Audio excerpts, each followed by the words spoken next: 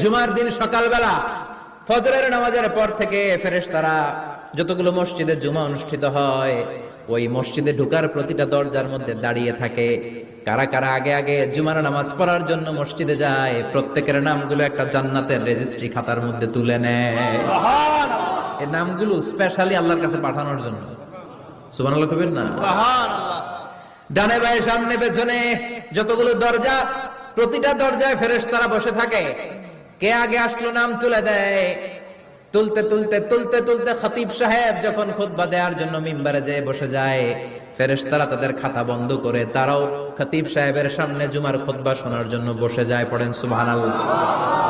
প্রথম জুমার দিন জুমার মসজিদে যে ঢুকবে, বিশ্বনবী বললেন আল্লাহর রাস্তায় একটা উট কুরবানি দিলে যেই সওয়াব, এই সওয়াব আল্লাহ আমলনামায় দিয়ে দেয়। দ্বিতীয় পর্যায়ে যে ঢুকে, বিশ্বনবী বললেন বাকারা, গরু কুরবানির সওয়াব পায়। তিন নম্বরে যে ঢুকবে, বিশ্বনবী বললেন কাবশা, হাদিসের ভাষায় এসেছে আল কাবাস, কাবাস মানে হলো বকরি, বকরি কুরবানির সওয়াব। চার নম্বরে যে ঢুকবে তার হচ্ছে দাজাজা, দাজাজা মানে মুরগি। পাঁচ নম্বরে যে ঢুকবে, বিশ্বনবী বললেন বাইদা, নোয়াখালীরা কয় বয়দা, আমরা কই আন্ডা, কুমিল্লায় কই ডিম। আছে না নাই?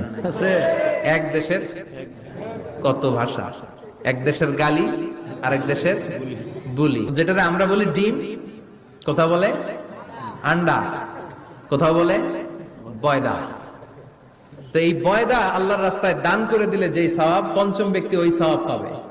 এই 5 জনের পরে আর লেখালেখি নাই, বাকিদেরটা নরমাল এন্ট্রি করে সব ফেরেশতারা খুতবা শোনার জন্য বসে যায়। সুবহানাল্লাহ, সুবহানাল্লাহ। তো জুমার দিনে আগে আগে যাবেন তো ইনশাআল্লাহ? সবাই রাজি আছেন? ইনশাআল্লাহ। চিৎকার করে পড়েন ইনশাআল্লাহ, ইনশাআল্লাহ।